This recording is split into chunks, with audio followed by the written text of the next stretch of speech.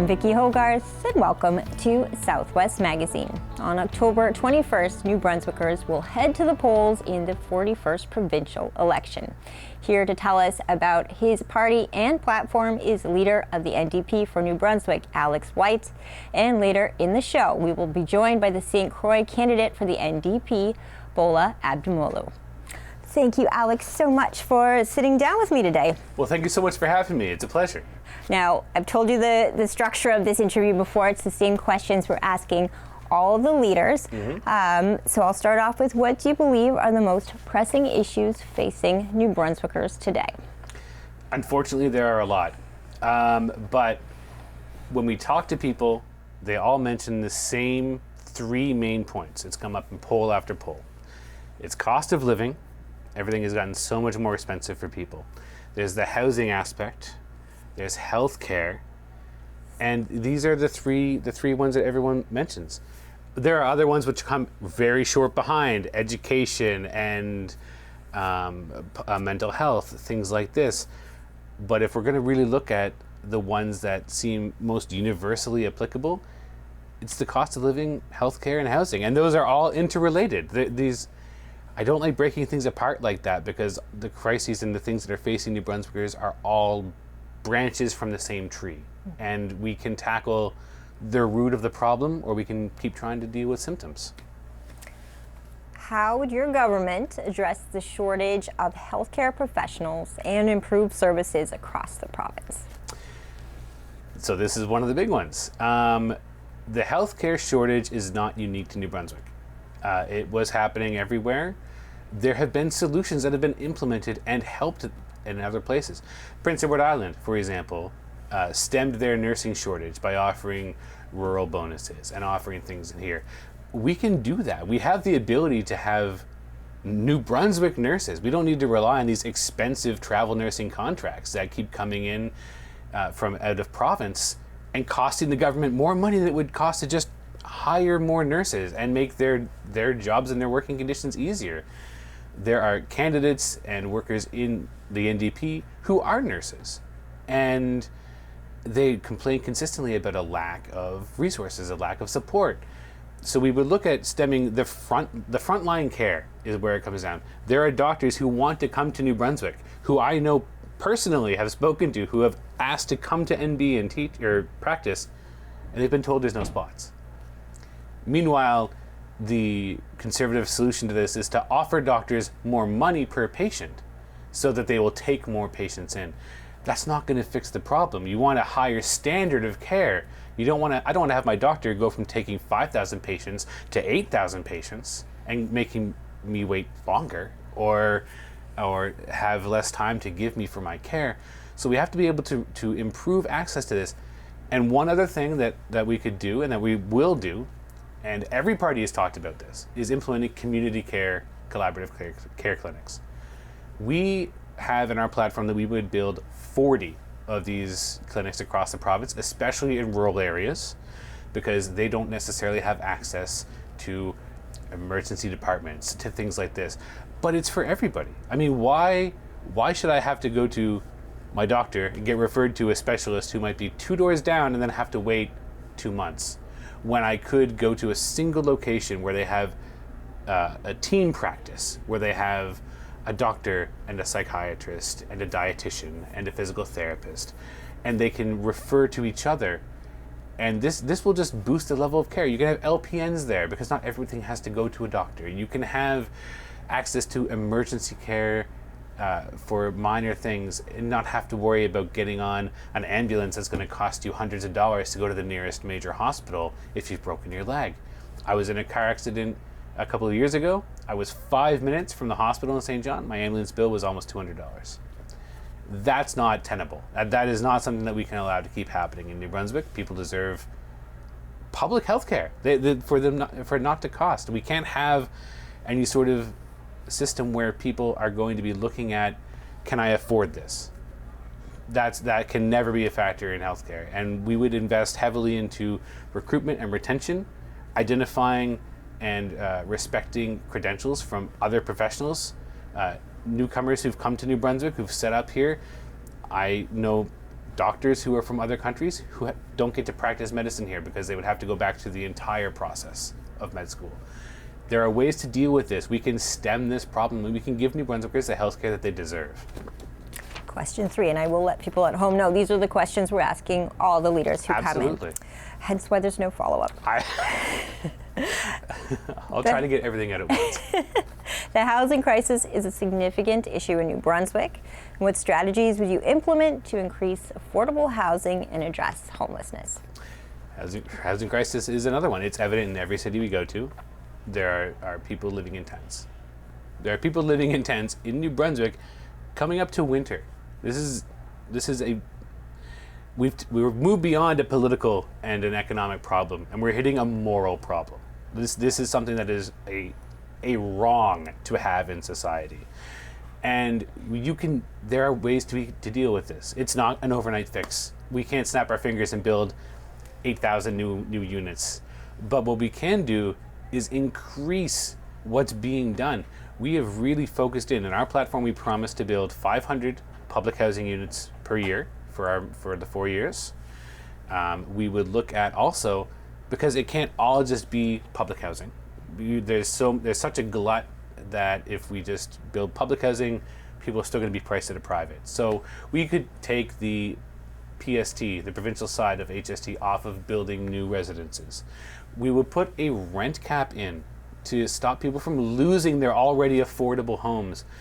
I know in my last apartment, currently it is renting for, I think it's 30 to 40% more than it was, and I lived there in 2020.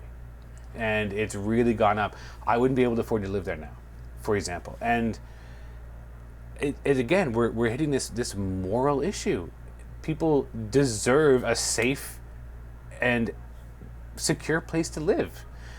And we can't put it all onto the cities either. It's not municipalities' job to tackle this crisis on their own. It's something that the province can assist with. The province can invest into public housing. The province can invest into shelter beds even. Just things to help get people warm and safe. And it's a very personal topic. It's the very first one that I requested go into our platform, because I lived in Waterloo Village in St. John, which is basically the epicenter of the homelessness crisis in the city. And I lived there for several years, and it was a bad thing then, but it's only been exponentially worse. This is something that is a fundamental wrong that we can fix by doing a fundamental good. We can follow the housing first strategy that exists, and homelessness, chronic homelessness can be eliminated in this province. We deserve to have that. It benefits not just people who don't have homes, but everybody in the province to say there are no homeless people in New Brunswick. You have somewhere to live that's secure. You can use your address to get a job. You have somewhere safe to be. We can do that. We'll build the homes. We'll help developers build their homes. We'll partner with municipalities. We'll help limit your property taxes. We will make sure that you have a safe and affordable and secure place to live, like you all deserve. You're halfway through your questions, halfway through your time, so your timing is going very well. What are the biggest challenges facing New Brunswick's education system, and how would you address them? My parents were both teachers. My sister was briefly a teacher. I was briefly in education as well.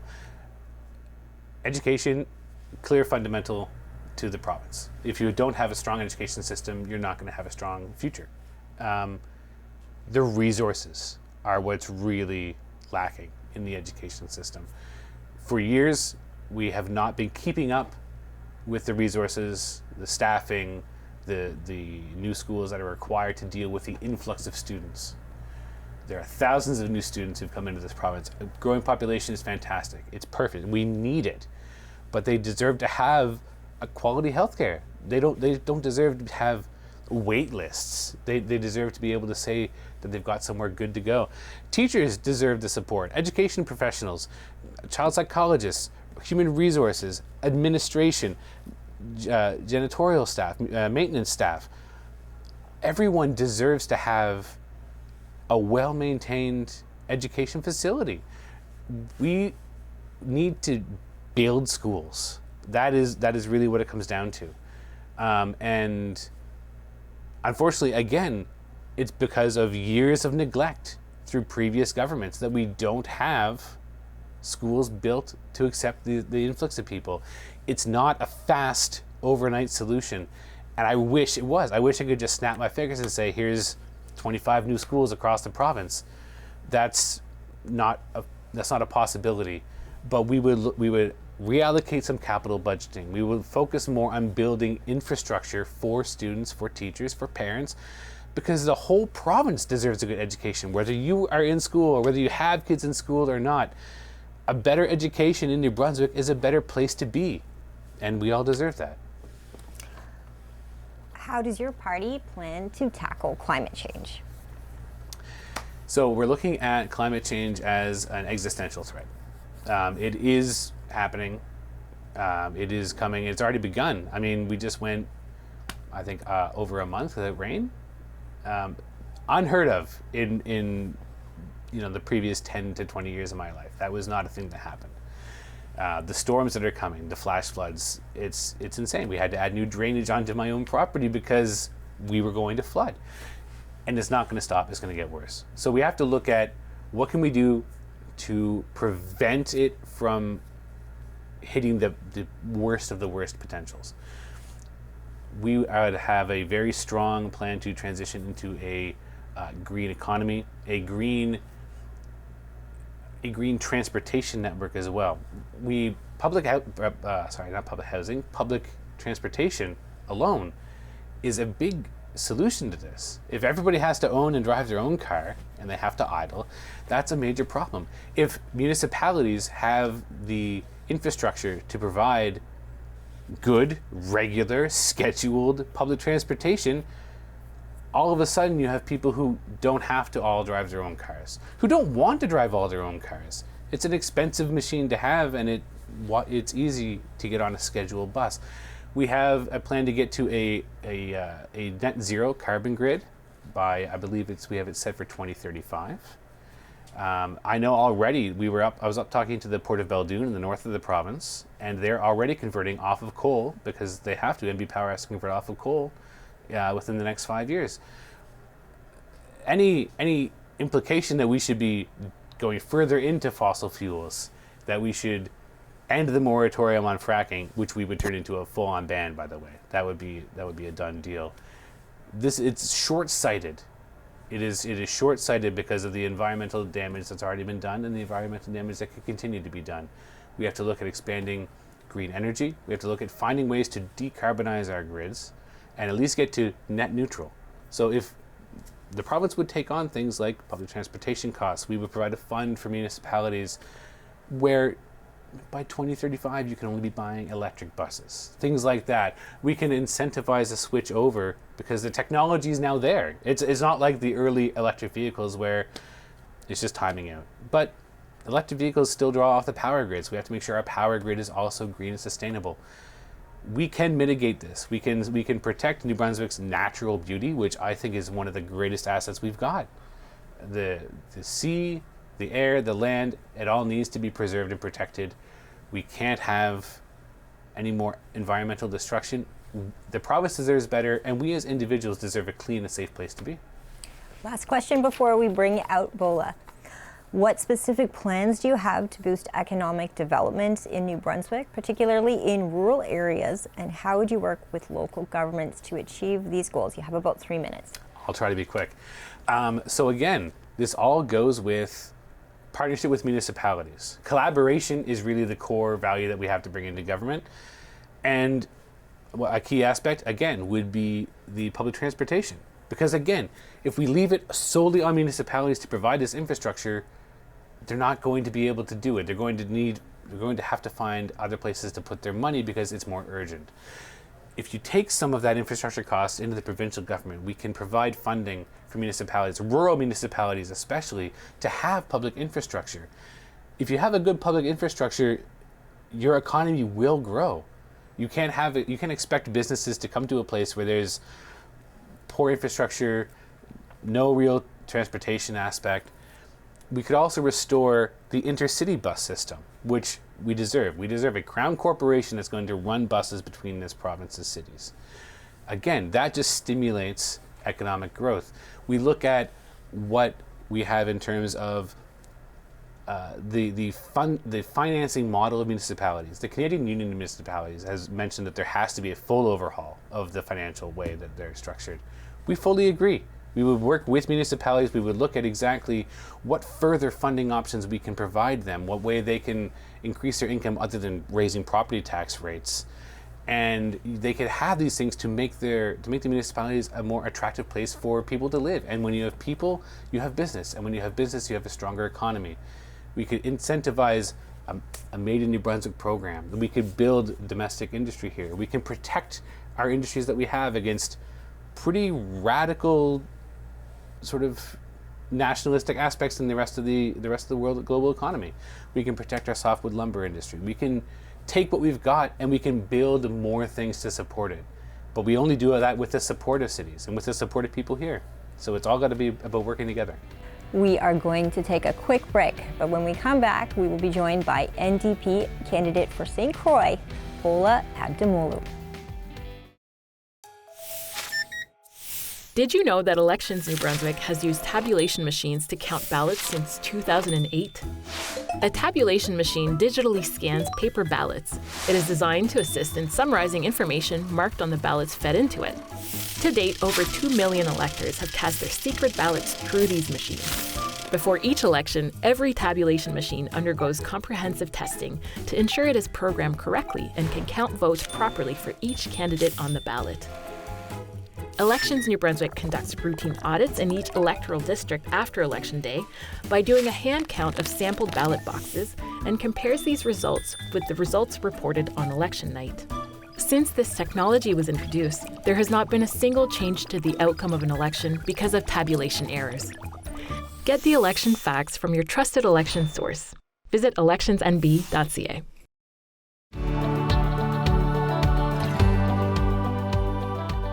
Welcome back to Southwest Magazine. We are now joined once again by Alex White, leader of the NDP for New Brunswick, and now as well with St. Croix NDP candidate Bola Ademolu. Thank you both for joining me now. Thank you. Alex, let's start off by talking about why Bola is the right candidate for St. Croix. Bola is fundamentally dedicated to this area. I mean, it's bled out of every interaction I've ever had with Bola. He has been devoted to doing everything he can for the people in St. Croix, especially the least fortunate. He advocates for example, working and trying to build more shelter beds, which we discussed earlier. And that is, again, something that the provincial government would be able to help with. But in terms of somebody who's dedicated to really doing their very best for the people of this region, Bola was undoubtedly the guy to do that. Bola, why should people vote for you? Because I'm pretty much been dedicated the last 3 years. 2.5, I've been helping the less fortunate out. We don't have transportation in our town, McAdam, St. Stephen, St. Andrew. So I've been driving people around. If their car was broken down, I'd drop them off at the dealership. The less fortunate needed to get to the warming center. Some people had appointments at the courthouse in St. John, so I'd have to drive them there, or appointments to Fredericton. Some people in Harvey would have appointments in Fredericton, so I'd bring them out there. So I was pretty much dedicated, especially with the food bank, helping drop off deliveries. So I was pretty much helping everybody out, pretty much, yeah, the whole town, yeah. My last question is for both of you, and I'm going to start with Alex. Why is your party the right party to lead New Brunswick right now? New Brunswick deserves better. New Brunswickers deserve to have a break. The crises that are ongoing, and they need a break from the two traditional parties that have been running this province. We have people in our party who are dedicated to literally providing public transportation to people where they live. That is, again, something that the provincial government can do, so we can have people like Bola able to provide other assistance in other places. We are the right party to lead New Brunswick into the future because we offer something different from the past. We offer a progressive look. We want you to have the lives that you deserve, the chance to take a breath, to realize that not every crisis is imminent and overwhelming. There are ways that we can make things better, and we deserve to have that better thing. And Bola, the final thoughts on today's show are with you. I'll repeat that question. Why is your party the right party to lead New Brunswick right now? Because our party pretty much is the party that helps out the people. So people come first, and communities always first. So while we're trying to get transportation, trying to get a virtual courthouse, we're trying to get a virtual courthouse. We're trying to help out the people. We're not really focused on businesses at all. Just helping the people. Also with affordable housing and integrated transportation. So each towns are connected and they're free. So they're not dependent on one thing, you know. So I appreciate so much both of you coming in today. Bola, I appreciate that you'll be at Meet the Candidates for St. Croix as well, for people to hear more from you. But I appreciate you taking the time both to come to our studio today. Well, thank you so much for having us. Really appreciate it. thank you. Also, could people just go to my website on Facebook, so they can check out my campaign, and they can read all my posts, and they'll get more information on my campaign. That's fantastic. Thank you so much. Thank you. And if they have a free chance, they want to check out the nbndp.ca website. Our fully costed platform, Translated, will be up there very shortly. People can take a look at every one of our policies. Perfect. Well, thank you both so much for being here, and I look forward to speaking with you more in the future. Thank you. My guests today have been Alex White, leader of the ND Party for New Brunswick, and Bola Ademolu, who is the St. Croix candidate for the NDP. I'm Vicki Hogarth. Thank you for watching Southwest Magazine.